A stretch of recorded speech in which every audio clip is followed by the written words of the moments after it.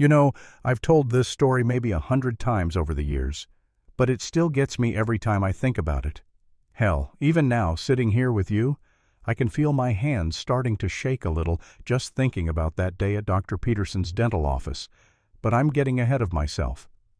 Let me start from the beginning, because the whole thing, well, it's something you just wouldn't believe unless you heard it all. My name's Marcus Thompson, and I spent 22 years in the Army. Most of that time was with the 75th Ranger Regiment, and let me tell you, those weren't easy years. I did 3 tours in Afghanistan, 2 in Iraq, and more classified missions than I'm allowed to talk about even now. But the one that matters for this story happened in the mountains outside Kandahar in 2011. That's where I got these scars, and that's where this whole thing really starts. See, I don't talk about what happened over there much. Most guys don't. But the short version is this. We were on a reconnaissance mission that went sideways fast. Our convoy got hit by an IED, and the vehicle I was in caught fire with 3 of my men trapped inside. The explosion had twisted the doors shut, and the whole thing was going up like a Roman candle. I could hear them screaming inside. Now, I'd been through a lot of shit by that point in my career, but hearing your men, boys really, some of them weren't even 20 years old, hearing them scream for help while a vehicle burns around them, that's something that stays with you. So I did what any decent human being would do. I went back in. The fire had melted most of my gear by the time I got the first kid out. By the time I got the second one, the flames had gotten through my uniform and were working on my skin. By the time I dragged the third one clear, well, let's just say I looked like something out of a horror movie. The whole left side of my face, down my neck, across my shoulder and arm, the fire had pretty much had its way with me. I spent 8 months at Walter Reed getting skin grafts and reconstruction surgery. The doctors did their best, and I'm grateful for every one of them. But there's only so much you can do when fire gets that deep. When they were done with me, I looked like a jigsaw puzzle that someone had put back together wrong. The scars are thick, raised, discolored. They run from just above my left eye down to my collarbone. My ear on that side is mostly gone, just a small stub of cartilage. The corner of my mouth doesn't work quite right anymore, so I talk a little funny. And my left hand, well, it looks like a claw more than a hand. I won't lie to you. It was hard getting used to the stares. People try to be polite, but you catch them looking. Kids point before their parents yank their hands down. Grown adults sometimes actually take a step back when they see me coming. After a while, you just get used to it. Hell, you almost stop noticing. Almost. The thing is, I saved those 3 boys. Rodriguez, Patterson, and Williams. All 3 of them made it home to their families. Rodriguez has 2 little girls now. Patterson just finished law school. Williams runs a small construction company in Ohio. They send me Christmas cards every year, and sometimes we get together for a beer when I'm passing through their towns. When I look at them, when I see the lives they're living, the families they're raising, I know those scars were worth it, every damn one of them. But not everybody sees it that way. So anyway, I got out of the Army in 2015 with a medical retirement, full disability, Purple Heart, Bronze Star with V device for valor, and a whole collection of other ribbons that mostly just gather dust in a box in my closet. I moved back to my hometown in Ohio, bought a little house on the outskirts of town, and tried to figure out what the hell a broken-down old soldier was supposed to do with the rest of his life. The VA took care of most of my medical needs, but after a few years of driving an hour and a half each way for dental appointments, I decided to try finding someone local. My neighbor, Mrs. Henderson, sweet old lady who brings me casserole sometimes, she recommended Dr. Peterson. Said he'd been her dentist for 20 years, very professional, good with nervous patients. So I called his office and made an appointment. This was about 3 years ago on a Tuesday morning in October. I remember it was one of those perfect fall days, the kind where the leaves are just starting to turn and there's that crisp feeling in the air that makes you think everything's going to be all right with the world. I'd been having some pain in one of my molars for a couple of weeks, and it was getting to the point where I couldn't ignore it anymore. Dr. Peterson's office was in one of those modern medical complexes, all glass and steel and expensive-looking furniture in the waiting room.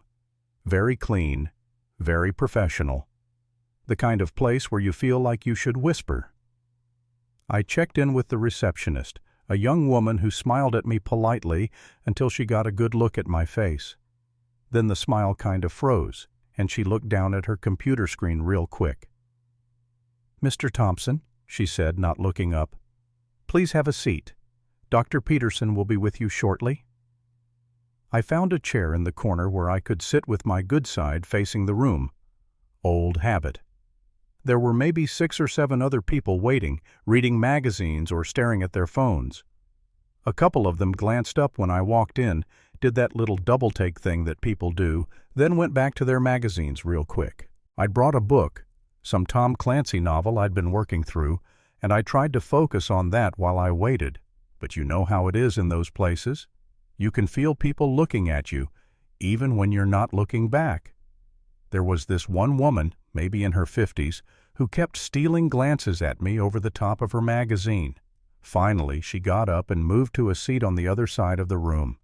Look, I get it. I really do. I know I'm not easy to look at. Hell, sometimes I avoid mirrors myself. But after 10 years of living with this face, you'd think I'd be used to it by now. Most days I am. But something about that day, something about sitting in that pristine waiting room with people actively trying not to look at me, it got under my skin. After about 20 minutes, a dental hygienist called my name. She was a middle-aged woman with kind eyes, and when she saw me, she didn't flinch or look away. Just smiled and said, "Right this way, Mr. Thompson." We went back to one of those examination rooms, you know the kind. Big leather chair, bright light overhead, all the scary-looking dental tools laid out on a tray. She was professional, gentle, took some x-rays, asked about my pain level. When she was cleaning my teeth, she noticed a piece of shrapnel that was still embedded near my jawline. "Were you in the military?" she asked. "Army," I said. 22 years, she nodded. "My son's a Marine. Just finished his 2nd deployment in Afghanistan." We talked a little about that while she finished up. She seemed genuinely interested, asked about my service, thanked me for it. For a few minutes there, I started to relax. Maybe this wasn't going to be as bad as I'd thought. Then Dr. Peterson walked in. Now I'd done a little research on the guy before making the appointment. Dr. James Peterson, DDS, graduated from Case Western, been practicing for about 15 years. Good reviews online. His photo on the practice website showed a clean-cut guy in his 40s, professional smile, the kind of dentist you'd see in a commercial. But seeing him in person was different. He was tall, maybe 6'2", with perfectly styled gray hair and the kind of tan that comes from a lot of time on golf courses. His lab coat was spotless, his shoes were expensive, and he had this way of carrying himself that made it clear he thought pretty highly of himself. He walked into the room looking at a tablet, not at me. "So, Mr. Thompson," he said, still looking at the tablet, "says here you're having some discomfort with your lower left molar. Let's have a look and see what we're dealing with." He looked up from the tablet, and when his eyes hit my face, he stopped cold. Just froze completely, like someone had hit a pause button. His mouth actually fell open a little, and for a few seconds, he just stared. Now I've had a lot of reactions to my face over the years. I've seen shock, pity, curiosity, fear. I've seen people try to hide their reactions and fail. I've seen people be genuinely kind and people be genuinely cruel. But the look on Dr. Peterson's face was something else entirely. It wasn't just shock or surprise. It was disgust. Pure, undisguised disgust. He recovered after a few seconds, cleared his throat, and tried to put on a professional expression, but I'd seen what was underneath, and he knew I'd seen it. "Well," he said, "let's have a look." He moved the light over and had me open my mouth. I could see him trying to position himself so he could examine my teeth without getting too close to the scarred side of my face. He was holding his breath, like being near me might be contagious. He said after a few minutes. "Yes, I can see there's definitely some decay here. The tooth is going to need some work." He stepped back and pulled off his gloves like he was handling hazardous materials. "However," he continued, "I'm going to need to refer you to a specialist. This is a bit more complex than what we typically handle here." I sat up in the chair. "A specialist? For a cavity?" "Well, it's not just a cavity," he said, not quite meeting my eyes. "There are some complications with the surrounding tissue. Scarring can sometimes affect how we approach these procedures." I knew he was lying. Hell, the hygienist had already told me it was a straightforward cavity, but I played along. "What kind of specialist?" "An oral surgeon," he said. "I'll have my receptionist give you some names." He was already moving toward the door, but then he stopped and turned back, and I saw that look of disgust flash across his face again. "Mr. Thompson," he said, "I need to be honest with you. This practice serves a certain clientele. Our patients expect a certain level of, well, comfort during their visits. I'm not sure this is the right environment for someone with your particular challenges." It took me a second to process what he was saying. "My challenges?" "Your facial situation," he said, like he was talking about the weather. "It can be quite disturbing for other patients, especially the children. I think you'd be more comfortable somewhere else, somewhere more equipped to handle cases like yours." I felt something hot and angry rising in my chest. "Cases like mine? Please don't make this more difficult than it needs to be," he said, raising his voice slightly. "I'm simply trying to be honest about what's best for everyone involved. Your appearance is, frankly, quite disturbing. These scars are, well, they're disgusting. I can't have my other patients subjected to that." The word hung in the air like a slap. Disgusting. But what made it worse was what happened next. The hygienist, who had been standing in the corner the whole time, actually gasped audibly. Her hand flew to her mouth, and I could see the shock and horror in her eyes, not at my appearance, but at what her boss had just said. From outside in the hallway, I heard footsteps stop abruptly. Someone had been walking by and clearly heard Dr. Peterson's raised voice.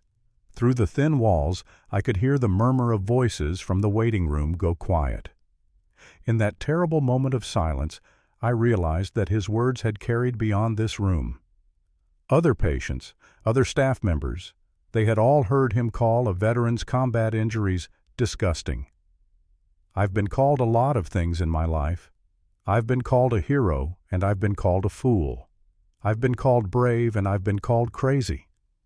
But in all the years since I got these scars, in all the stares and whispers and uncomfortable moments, nobody had ever called them disgusting to my face. "These scars," I said, my voice barely under control, "I got pulling my men out of a burning vehicle in Afghanistan." Dr. Peterson shrugged. "I'm sure you have a very interesting story, Mr. Thompson, but that doesn't change the fact that this isn't the right practice for you. I think we're done here." He walked out of the room, leaving me sitting there in that chair with my mouth hanging open and my hands shaking with rage. The hygienist, who had been standing in the corner the whole time, looked mortified. "I'm so sorry," she whispered. "I've never seen him act like that before." I got up from the chair, my legs feeling unsteady. "It's not your fault. He shouldn't have said those things. That was wrong." I nodded, but I couldn't trust myself to speak. I was afraid of what might come out of my mouth if I opened it again. I walked back to the front desk in a daze. The receptionist handed me a sheet of paper with some oral surgeon names on it, wouldn't make eye contact. But the waiting room was different now. The silence was deafening. Every person in there was staring at me, but not with the usual mixture of curiosity and discomfort I was used to. This was different. These were looks of sympathy, of anger on my behalf. An elderly man in a veteran's baseball cap was glaring toward the back offices with undisguised fury. A woman with her young daughter had tears in her eyes. The little girl tugged on her mother's sleeve and whispered loudly, "Mommy, why was that doctor being mean to the soldier?" "Because some people are cruel, honey," the mother whispered back, not taking her eyes off me. "And that's very wrong." The woman who had moved seats earlier was now standing up, her face flushed with what looked like embarrassment and anger. As I walked past, she caught my arm gently. "Sir," she said quietly, "I heard what he said to you. That was inexcusable. Absolutely inexcusable. Thank you for your service." The words hit me harder than Dr. Peterson's cruelty had. These strangers, these people who had initially been uncomfortable with my appearance, they understood that what had just happened was wrong. They could see past my scars to the injustice of the moment. Disgusting. I made it to my truck before the shaking really started. I sat there in the parking lot for maybe 10 minutes, gripping the steering wheel and trying to get my breathing under control. I've been through a lot of shit in my life, but there was something about the casual cruelty of that moment, the way he'd said it like it was just a simple fact, that cut deeper than any physical wound I'd ever taken. I drove home in a kind of fog, went straight to my bathroom and stood in front of the mirror, really looking at myself for the first time in months. And for just a moment, I tried to see myself through Dr. Peterson's eyes, the twisted, discolored skin, the missing ear, the way my mouth pulled to one side when I talked, the way my left hand curled like a claw. Was he right? Was I really that disturbing to look at? I thought about Rodriguez, Patterson, and Williams. I thought about their families, their kids, their lives. I thought about the fire and the screaming and the smell of burning flesh. I thought about the 8 months of surgery and the years of physical therapy and the way my wife had left me because she couldn't stand to look at me anymore. And then I got angry, really, properly angry. Because you know what? These scars weren't disgusting. They were proof. Proof that when my men needed me, I was there. Proof that when the chips were down and the fire was burning and everything was going to hell, I didn't run. I ran toward the danger, not away from it. These scars were the price I paid to make sure 3 good men went home to their families. And if Dr. Peterson couldn't see that, if he couldn't see past the surface to understand what these scars really meant, then he was the one with the problem, not me. But still, the anger didn't make it hurt any less. I spent the rest of that day and most of the next one trying to decide what to do. Part of me wanted to file a complaint with the state dental board. Part of me wanted to call a lawyer. Part of me wanted to go back there and explain to Dr. Peterson exactly how I'd gotten these scars and what they meant. But mostly, I just wanted to forget the whole thing ever happened. It was my neighbor, Mrs. Henderson, who convinced me to do something about it. She came over that evening with another casserole. She's always bringing me food, that woman. I think she's convinced I'll starve to death if she doesn't keep an eye on me. And she noticed I was in a foul mood. So I told her what had happened. Mrs. Henderson is about 70 years old, maybe 5 feet tall, and she looks like the kind of grandmother who spends her days baking cookies and knitting scarves. But when I finished telling her about Dr. Peterson, her face went hard as stone, as, "That son of a bitch," she said, which shocked me because I'd never heard her use language stronger than darn before. "How dare he talk to you like that?" "It's okay, Mrs. Henderson. I'll find another dentist." "It's not okay," she said. "It's not even close to okay. You served your country. You saved lives. You sacrificed your own body to help others. And that man has the nerve to call you disgusting?" She was getting worked up, her cheeks flushing red. "You know what I'm going to do? I'm going to call my book club, and my church group, and the ladies at the community center. We'll see how Dr. Peterson likes it when half his patients find new dentists." "You don't have to do that." "Oh, I most certainly do, and you're going to file a complaint with the dental board." What he did was discrimination, plain and simple. I started to protest, but she held up a hand. "Marcus," she said, "you've spent your whole life fighting for other people. Now let other people fight for you." So I did. The next morning I filed a complaint with the Ohio State Dental Board. I didn't expect much to come of it, but Mrs. Henderson was right. What Dr. Peterson had done was wrong, and somebody needed to call him on it. The dental board told me it would take several weeks for them to investigate the complaint. In the meantime, I found another dentist, Dr. Sarah Martinez, who had a practice about 20 minutes away. She was recommended by the VA, and when I called to make an appointment, I explained my situation right up front. "You mean you have visible scars?" she asked. "Yes, ma'am, pretty extensive ones." "Well, Mr. Thompson, scars are just proof that you're tougher than whatever tried to hurt you. When can you come in?" Dr. Martinez turned out to be everything Dr. Peterson wasn't. She was professional, kind, and she treated me like a human being instead of a medical curiosity. She fixed my tooth in one visit, and we talked about military service the whole time. Her brother was a Navy corpsman, and she'd grown up around veterans. "You know," she said as she was finishing up, "what that other dentist did was unethical, probably illegal too. You should consider filing a complaint." "Already did." "Good for you. Men like that give the rest of us a bad name." I thought that was going to be the end of it. Dr. Martinez had fixed my tooth, I'd filed my complaint, and maybe Dr. Peterson would think twice before treating another veteran like garbage. Justice served, case closed. But life has a funny way of surprising you. About 2 weeks after my appointment with Dr. Martinez, I was at the grocery store when my phone rang. It was an unknown number with a D.C. area code. "Is this Sergeant First Class Marcus Thompson?" The voice was crisp, military. "It's Mr. Thompson now, sir. I'm retired. This is Colonel Williams, Pentagon personnel. Sir, I need to confirm.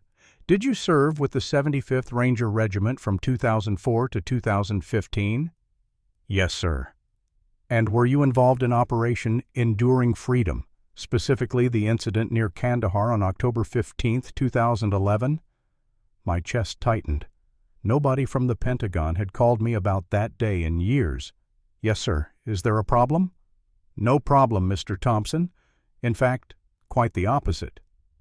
"Are you familiar with General Patricia Hayes?" The name hit me like a punch to the gut. Of course I knew General Hayes. She'd been Lieutenant Colonel Hayes back then, our battalion commander. She'd been the one who recommended me for the Bronze Star. She'd been the one who visited me in the hospital at Walter Reed, who made sure I got the best possible care. Yes, sir, I served under her command. Well, Mr. Thompson, she's a 3-star general now, and she's been trying to track you down. Something about scheduling a meeting. Would you be available to speak with her?" "Of course, sir." "Outstanding. Please hold while I transfer you." I stood there in the cereal aisle of the grocery store, my mind racing. Why would General Hayes be trying to reach me after all these years? Had something happened to one of the boys I'd pulled out of that truck? Had there been some kind of investigation? "Marcus Thompson," came a familiar voice, even though it had been nearly a decade since I'd heard it. "How the hell are you, soldier?" "General Hayes," I said, snapping to attention out of pure reflex, even though I was standing next to a display of Cheerios. "I'm doing well, ma'am. Thank you for asking. First of all, it's Patricia. You pulled 3 of my Rangers out of a burning vehicle and nearly died doing it. I think we're past the formal bullshit." I couldn't help but smile. General Hayes had always been known for her colorful language. "Second," she continued, "I need to see you. I'm going to be in Ohio next week for a speaking engagement, and I want to take you to dinner. There are some things we need to discuss." "Of course, ma'am. I'd be honored." "Don't be honored yet. Wait until you hear what I want to talk to you about. Are you familiar with the Congressional Medal of Honor?" My blood went cold. "Yes, ma'am." "Good, because we need to talk about why you don't have one." She gave me the details. She'd be in Columbus the following Thursday, and she wanted to meet at a restaurant near the airport. She wouldn't tell me what it was about over the phone, just said it was long overdue and that some wrongs needed to be righted. I spent the week trying not to think about it, but it was impossible. The Medal of Honor? That was for real heroes, the kind of guys who did things so far above and beyond the call of duty that they entered the realm of legend. I'd just done my job. I'd pulled my men out of a burning truck because that's what you do. You don't leave people behind. Thursday came, and I drove to Columbus. The restaurant was a nice place, the kind where business travelers and military officers go when they want to have a serious conversation. I got there early and waited at the bar, nursing a beer and trying to calm my nerves. At exactly 1800 hours, General Hayes walked in. She was in dress blues, 3 stars gleaming on her shoulders, and she commanded the room without saying a word. She was in her mid-50s now, gray at the temples, but she still carried herself like the combat officer she'd always been. She spotted me at the bar and walked over, her expression serious until she got close enough to see my scars. Then her face softened, and for just a moment I saw the same look I'd seen in her eyes at the hospital all those years ago. "Jesus, Marcus," she said quietly. "I'd forgotten how bad it was." "It's not so bad, ma'am. The docs did good work." "The docs did amazing work. But that's not what I meant." She gestured to a quiet table in the corner. "Come on, we have a lot to talk about." We sat down, and she ordered us both bourbon. Good bourbon, the kind you drink when you're about to have a conversation that matters. "First things first," she said, raising her glass, "to Rodriguez, Patterson, and Williams, and to the man who made sure they came home." We drank to that, and then she set down her glass and got serious. "Marcus, do you know why you didn't get the Medal of Honor for what you did that day?" "Because what I did wasn't Medal of Honor worthy, ma'am. I just did my job." "Bullshit." She leaned forward. "You ran into a burning vehicle 3 separate times under enemy fire. You pulled out 3 men while your own body was literally on fire. The mission report called it the most heroic action any of us had ever witnessed." I didn't know what to say to that. "You want to know why you didn't get the Medal of Honor?" she continued. "Politics. Pure and simple politics. The incident happened during a classified mission. The Pentagon didn't want to draw attention to what we were doing in that sector, so they buried the paperwork, gave you a Bronze Star, and hoped nobody would ask too many questions. I was honored to receive the Bronze Star, ma'am. I know you were, but it wasn't enough. It was never enough." She pulled out a file folder and set it on the table. "For the past 5 years, I've been working to correct that. I've been gathering testimony, reviewing classified documents, building a case. And last month, the Pentagon finally agreed to reopen your file." She opened the folder and pulled out a thick stack of papers. "Statements from Rodriguez, Patterson, and Williams. Testimony from every member of your unit. Mission reports that were classified for 10 years. Medical records from Walter Reed. All of it pointing to the same conclusion. What you did that day was extraordinary." I stared at the papers, not really processing what she was saying. "Marcus, the President is going to present you with the Medal of Honor. It's already been approved. The ceremony is scheduled for next month." The words hit me like a physical blow. The Medal of Honor, the highest decoration for valor in the United States military, given to fewer than 3,500 people in the nation's history. I can't." "You can, and you will," she said firmly. "It's already done. The only question now is where you want the ceremony to take place. The White House is the traditional venue, but given your situation, we thought you might prefer somewhere closer to home." She was right about my situation. The idea of traveling to Washington, of being around all those people, of having my scarred face on national television, it was overwhelming. "Actually," she said, "I have a better idea. There's a military hospital about an hour from here that specializes in treating wounded veterans. They have a beautiful chapel, and they'd be honored to host the ceremony. What do you think?" I thought about it. A military hospital surrounded by people who understood what service meant, what sacrifice looked like. It sounded perfect. That would be an honor, ma'am." "Outstanding. I'll make the arrangements." She closed the folder and looked at me seriously. "Marcus, this medal doesn't define what you did that day. What you did that day was heroic, whether there's a medal attached to it or not. But it's important that the country recognizes heroes when we have them. And it's important that young service members know that when they put their lives on the line for their brothers and sisters, their country will remember." We talked for another hour about the details, about my life since leaving the Army, about her career and the changes in the military since I'd been gone. She asked about my health, about whether I was getting the care I needed from the VA. She asked if I was happy, if I felt like I'd found my place in civilian life. Most days, I told her honestly. Some days are harder than others. That's normal, she said. Transition is never easy, especially when you've been through what you've been through. But you're not alone, Marcus. You've got an entire community of people who respect what you did, who understand what you've sacrificed. She stood up to leave, but then she paused and looked at me with the expression I couldn't quite read. Can I ask you something personal? Of course, ma'am. Are people good to you? Out there in the civilian world, do they treat you with the respect you deserve? I thought about Dr. Peterson, about the looks and the whispers and the casual cruelty of people who saw my scars before they saw me. Most people are decent, I said. Some aren't. She nodded like she'd expected that answer. Well, just remember, anyone who can't see past these scars to the man underneath, anyone who doesn't understand what they represent, that says everything about them and nothing about you. After she left, I sat in that restaurant for another hour, staring at the folder she'd left with me. The Medal of Honor. It still didn't feel real. I drove home that night with my mind racing. The ceremony was scheduled for the Friday after next. General Hayes was going to fly in personally to present the medal. The hospital was going to invite local veterans groups, military families, and community leaders. It was going to be a big deal. But more than that, it felt like vindication, not just for what I'd done that day in Afghanistan, but for everything I'd been through since.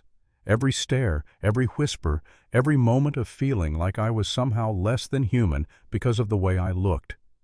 This medal was proof that I was more than my scars, that what I'd done mattered.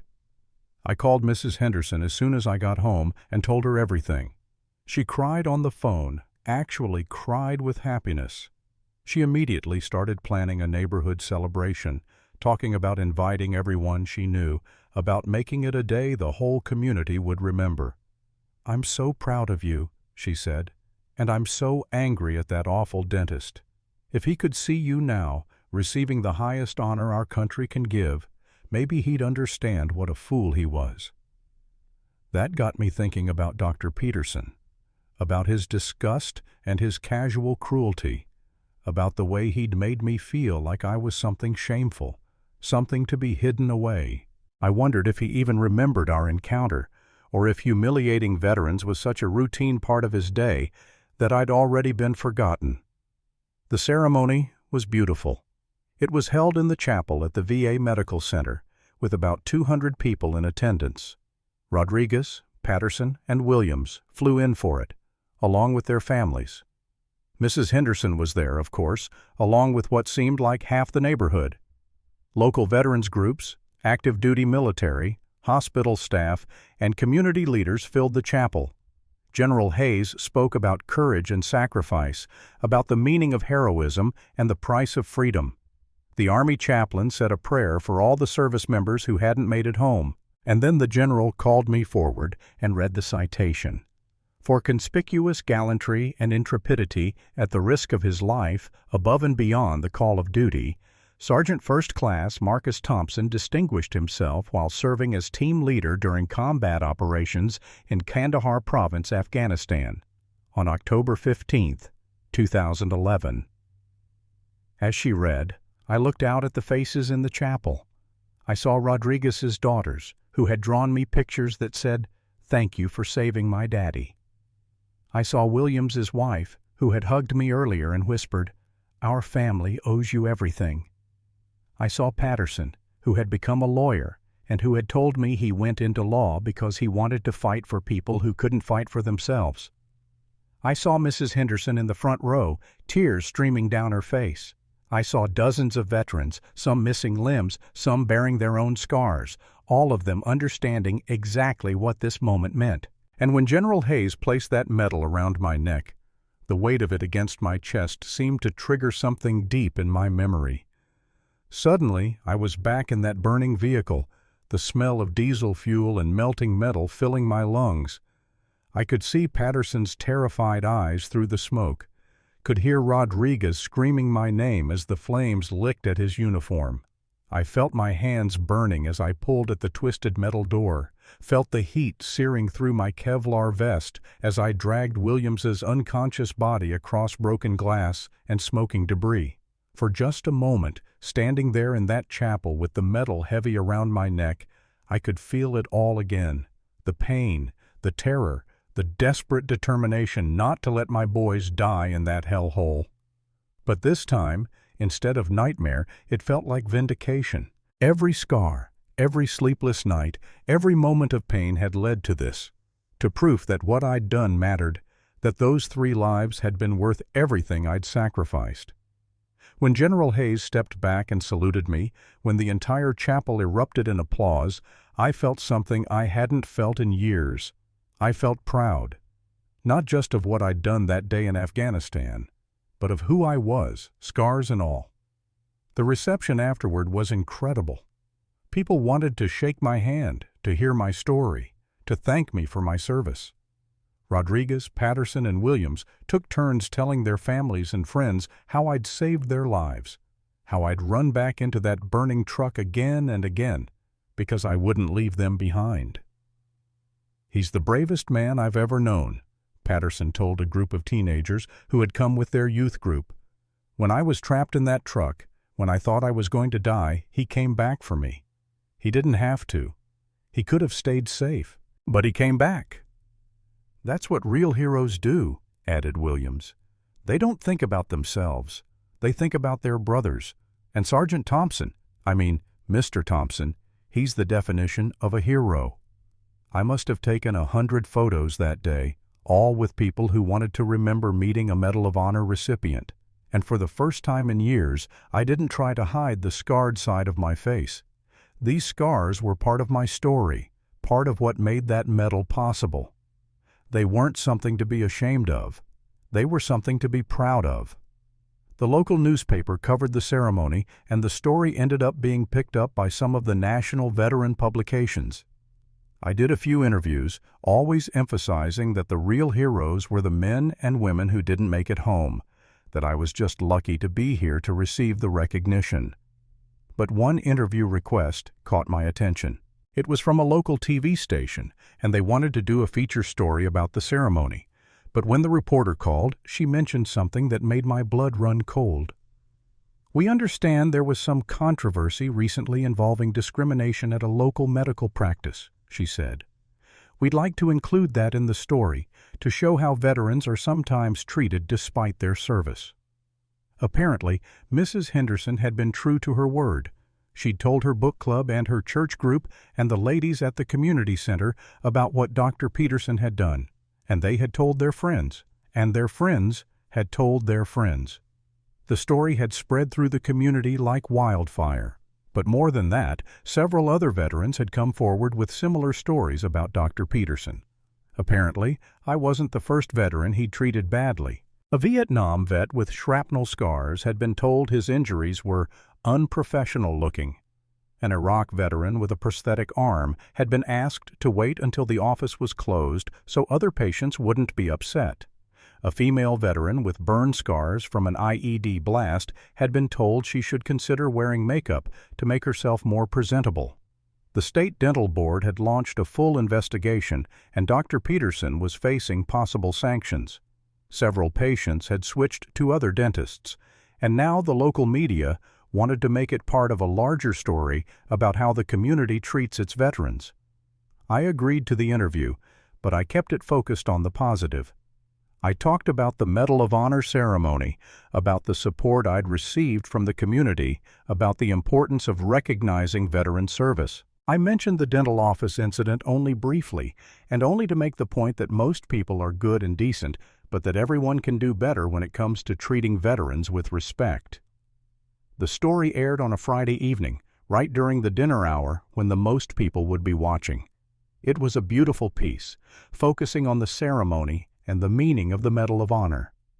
My story was presented as an example of heroism and community support, but the brief mention of the dental office incident was apparently enough to catch Dr. Peterson's attention. I know this because the following Monday morning, my phone rang. It was Dr. Peterson's office. "Mr. Thompson," said the receptionist, the same one who had avoided eye contact with me, "Dr. Peterson would like to speak with you. He's wondering if you might be available to come in for an appointment." I was so surprised I didn't know what to say at first. "An appointment?" "Yes, sir. Dr. Peterson would like to personally apologize for the misunderstanding and see if there's anything he can do to make amends." A misunderstanding. That's what they were calling it now. "I already have a dentist," I said. "Dr. Martinez. She's excellent." "Of course, sir, but Dr. Peterson really would like to speak with you personally. He feels terrible about what happened." I thought about it for a moment. Part of me wanted to tell them to go to hell, but another part of me was curious. What exactly was Dr. Peterson going to say? How was he going to try to justify what he'd done? "All right," I said. "I'll come in, but not as a patient. Just to talk." "Of course, sir. When would be convenient?" "This afternoon. But I want to be clear, this is just a conversation." "Absolutely, sir. Dr. Peterson will see you at 2 p.m. I spent the rest of the morning thinking about what I wanted to say to Dr. Peterson. I thought about the hurt and humiliation I'd felt that day, about the word disgusting hanging in the air like a slap. I thought about all the other veterans he'd apparently treated badly, about the pattern of discrimination that had emerged. But I also thought about something General Hayes had said to me.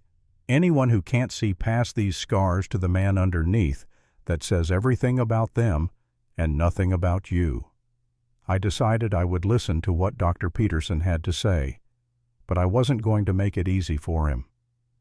I arrived at his office at exactly 2 p.m. The waiting room was different somehow. There were new magazines on the tables, including several veteran publications. There was a small American flag on the reception desk that hadn't been there before. And on the wall, there was a new poster thanking local veterans for their service. The same receptionist was at the desk, but this time she looked me in the eye when I checked in. "Mr. Thompson," she said, "Dr. Peterson is waiting for you, and sir, I want you to know, I thought what happened before was wrong. I should have said something." I nodded. "Thank you." She led me back to the same examination room where the humiliation had occurred. Dr. Peterson was waiting there, but he looked different. Gone was the arrogant confidence I'd seen before. He looked nervous, uncomfortable, like a man who knew he'd made a terrible mistake. "Mr. Thompson," he said, standing up when I entered, "thank you for coming. Please, have a seat." I remained standing. "You wanted to talk. Talk." He cleared his throat nervously. "First, I want to apologize. What I said to you, how I treated you, it was inexcusable. There's no justification for it." "No, there isn't." "I've been doing a lot of thinking since that day, about my practice, about how I treat people, about what kind of man I want to be. And I realized that I've been letting my personal discomfort with certain things affect my professional judgment." "Certain things?" "Injuries, disfigurement, things that make me uncomfortable." He looked down at his hands. "My father was a dentist, and his father before him. I grew up in this sterile, perfect world where everything was clean and orderly and beautiful. I never learned how to deal with things that weren't perfect. So when you see someone like me, someone who's been broken and put back together, you can't handle it. That's no excuse, and I know that now." He looked up at me, and I could see something like genuine remorse in his eyes. "Mr. Thompson, I found out who you are, what you did, that you received the Medal of Honor. I saw the news story. So now you care because I have a medal? No. I care because I finally understand what your scars represent, and I'm ashamed that I ever called them disgusting." He walked to a computer on the counter and pulled up something on the screen. "I've been reading about the Medal of Honor, about what someone has to do to earn it. And I read the citation for your medal, what you did that day, running back into a burning vehicle 3 times to save your men." He turned the screen toward me. It was the official Medal of Honor database, with my name and citation displayed. "Those scars," he said quietly, "they're not disgusting. They're proof of the most heroic act I've ever heard of." I stood there looking at him, trying to figure out if this was genuine remorse or just damage control. "Dr. Peterson, do you know how many veterans you've made feel unwelcome in this office?" His face went pale. "What do you mean? You think I was the only one? You think I was the first veteran you've treated like garbage because of his injuries?" I don't.